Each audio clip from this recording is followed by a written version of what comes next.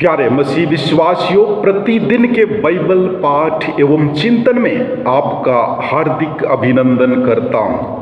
आज का पहला पाठ रूत के ग्रंथ अध्याय 2 पद संख्या 1 से 3, 8 से 11 और अध्याय 4 का पद संख्या 13 से 17 तक से लिया गया है। वचन कहता है, अपने पति की तरफ से नोमी के बोआज नामक एक संबंधी था। वह एलीमेलेक के कुल का बहुत धनी मनुष्य था। मोआबिन रूत ने नोमी से कहा, मुझे खेतों में जाने दीजिए, जो मुझ पर कृपा करेगा उसी के पीछे पीछे सिल्ला बीनना चाहती हूँ। उसने उत्तर दिया, बेटी जाओ। वह गई और खेतों में फसल काटने वालों के पीछे पीछे सिल्ला बीनने लगी। सौभाग्य से वह जिस खेत पर पहुंची वह एलीमेलेक के कुल के बोआज का ही था। बोआज ने रूत से कहा, बेटी सुनो, दूसरे खेत में सिल्ला बीनने मत जाओ, यहाँ रहो, मेरी नौकरानियों के साथ रहो। इसका ध्यान रखा करो कि किस खेत में फसल कट रही है और उनके पीछे पीछे चलो। मैं अपने नौकरों को आदेश दे चुका हूँ कि वे तुमको तंग ना करें। यदि तुम्हें प्यास लगे तो नौकरों द्वारा भरे हुए घड़ों में से पानी पीने जाओ।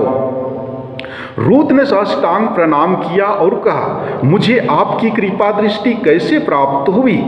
मैं तो परदेशनी हूँ और आप मेरी सुधि लेते हैं।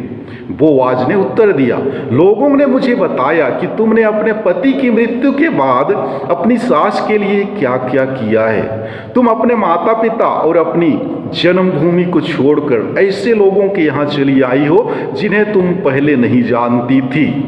बोआज ने रूत को अपनी पत्नी के रूप में अपनाया। बोआज का उससे संसर्ग हुआ। प्रभु की कृपा से रूत गर्भवती हो गई और उसने पुत्र प्रसव किया।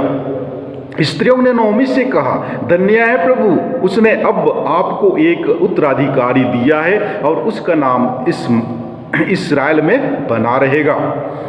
वह आपको नया जीवन प्रदान करेगा और बुढ़ापे में आपका सहारा होगा, क्योंकि आपकी बहू ने उसे जन्म दिया है।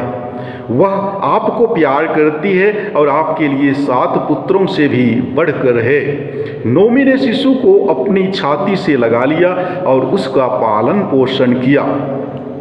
पड़ोस की स्त्रियों ने यह कहते हुए शिशु का नाम रखा, नोमी को पुत्र उत्पन्न हुआ है। उन्होंने उसका नाम ओबेद रखा। वही दाऊद के पिता यिशै का पिता है। प्रभु की वाणी। ईश्वर को धन्यवाद। और आज का सुसमाचार पाठ संत मत्ती के अनुसार पवित्र सुसमाचार अध्याय 23 पद संख्या 1 से 12 तक से लिया गया है। वचन कहता है, उस समय ईसा ने जनसमूह तथा अपने शिष्यों से कहा, शास्त्री और फरीसी मूसा की गद्दी पर बैठे, इसलिए वे तुम लोगों से जो कुछ कहें वह करते और मानते रहो, परंतु उनके कर्मों का अनुसरण ना करो, क्योंकि वे कहते तो हैं पर करते नहीं।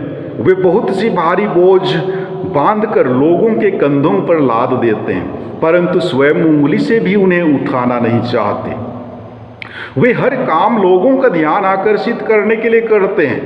वे अपने ताबीज चौड़े और अपने कपड़ों के झब्बे लंबे कर देते हैं।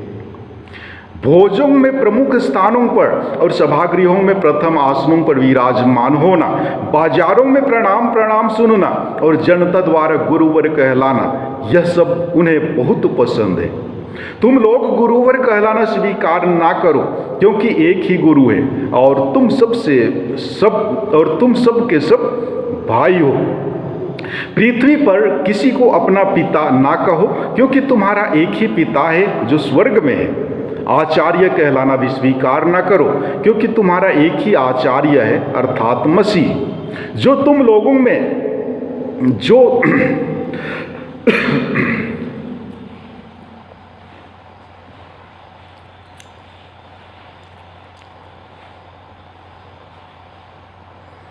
जो तुम लोगों में सबसे बड़ा है वह तुम्हारा सेवक बने। जो अपने को बड़ा मानता है वह छोटा बनाया जाएगा, और जो अपने को छोटा मानता है वह बड़ा बनाया जाएगा।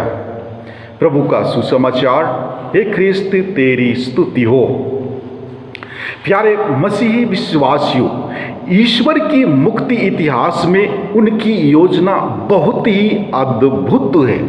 जी हाँ, ईश्वर ने प्रारंभ में ही अर्थात आदि मानव के पतन के समय ही वचन दिया था कि वह मनुष्य को पाप एवं मृत्यु से बचाने के लिए एक मुक्तिदाता को उत्पन्न करेगा, जो कि उत्पत्ति ग्रंथ अध्याय 3 पद संख्या 15 में हमें पढ़ने को मिलता है। ईश्वर ने सांप से कहा था, मैं तेरे और स्त्री के बीच तेरे वंश और उसके वंश में शत्रुता उत्पन्न करूंगा। इसके बाद जब पूरा संसार मानव के पापाचरण से भर गया, तब ईश्वर ने एक धर्मी व्यक्ति को अर्थात नूह को चुना और संपूर्ण सृष्टि को जल प्रलय के द्वारा नष्ट कर दिया। पुनः नूह के वंशजों से संपूर्ण दुनिया भर गया और लोग पापमय जीवन जीने लगे। तब ईश्वर ने इब्राहिम को चुना, और हम जानते हैं कि इब्राहिम के वंशज आकाश के तारों की तरह असंख्य हो गए। सोचने की बात है कि अब मुक्तिदाता कहां से अर्थात किस वंश से उत्पन्न होगा। लेकिन आज के पहले पाठ के द्वारा हमें ज्ञात होता है कि ईश्वर अपनी मुक्ति योजना को पूरी करने के लिए रूथ का चुनाव करता है, जो एक मोआबी स्त्री थी। जी हाँ प्यारे भाइयों एवं बहनों, कल के पाठ एवं चिंतन में हमने सुना था कि रूथ अपने भविष्य की चिंता किए बिना वह अपनी सास नोमी के साथ बेतलेहम गई।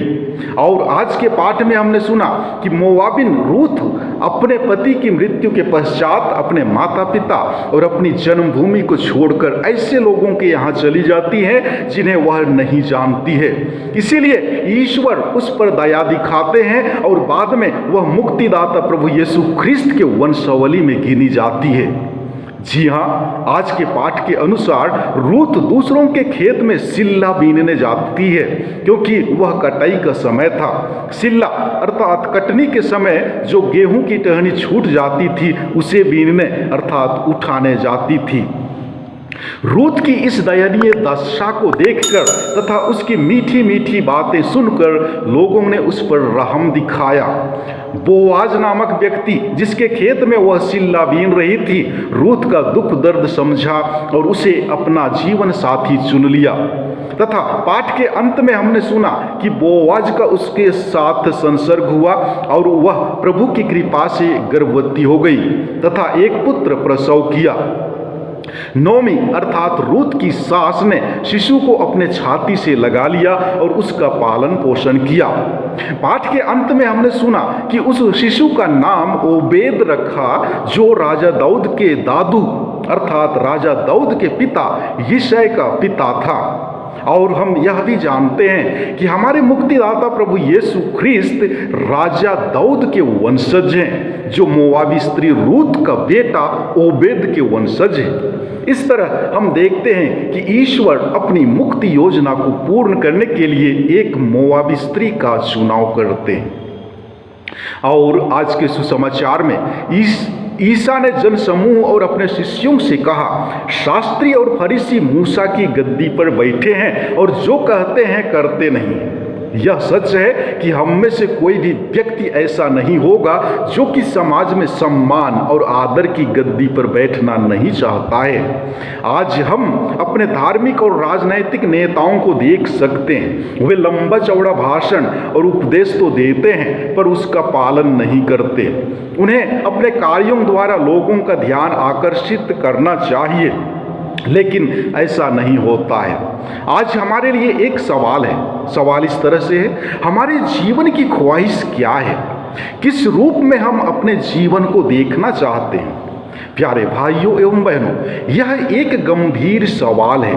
क्या यह सच नहीं है कि हम अपने जीवन को मान सम्मान, इज्जत, शोहरत, पद प्रतिष्ठा से युक्त देखना चाहते हैं? इसके लिए हम हर तरह से दिखाने का प्रयास करते हैं। फरीसी एवं शास्त्री अपने ताबीज चौड़े और झब्बे लंबे कर लेते थे, भोजों में प्रमुख स्थानों पर बैठते थे, सभागृहों में प्रथम आसनों पर विराजमान होते थे। इसीलिए प्रभु आज हम सभी से कहते हैं कि अगर हम अपने जीवन को ईश्वर की महिमा एवं उसके सामर्थ्य से विभूषित कर ले तो ज्यादा बेहतर होगा। सवाल आता है कि ईश्वरीय महिमा से विभूषित व्यक्ति की पहचान क्या है? ईश्वरीय महिमा से विभूषित व्यक्ति अपने को छोटा एवं सबका सेवक समझता है। क्या हम अपने को ऐसा बनाने में समर्थ हो सकेंगे? क्या ऐसा जीवन हमको स्वीकार्य है? प्यारे भाइयों एवं बहनों, यदि हम अपने आप को विनम्र बनाना चाहते हैं तो हमें यीशु मसीह के उदाहरण को छोड़कर किसी दूसरे उदाहरण की जरूरत नहीं है। वह कभी भी दूसरों का ध्यान आकर्षित करने के लिए नहीं चाहा, उसने कभी भी अपने आप को बढ़ावा नहीं दिया, लेकिन फिर भी बहुत सारे लोग उसके पीछे हो लिए थे। फरीसियों ने भी ऐसा सोचा नहीं था, उसके साथ सिर्फ लोगों के प्रति ईश्वर का प्रेम था। यदि हम यीशु का अनुकरण करते हैं तो हमें किसी को लुभाने की जरूरत नहीं पड़ती है। हमें प्रभु के निकट रहना है और सारे लोग हमको पहचानेंगे। प्रभु हम पर निवास करता है, वही हमारे दिल और दिमाग को साफ करेंगे और अपने जीवन को खुलापन रखेंगे। तभी हम अपने जीवन के क्रूस को ढोने में समर्थ बनेंगे और उसकी सेवा भली भांति कर सकेंगे। आमीन।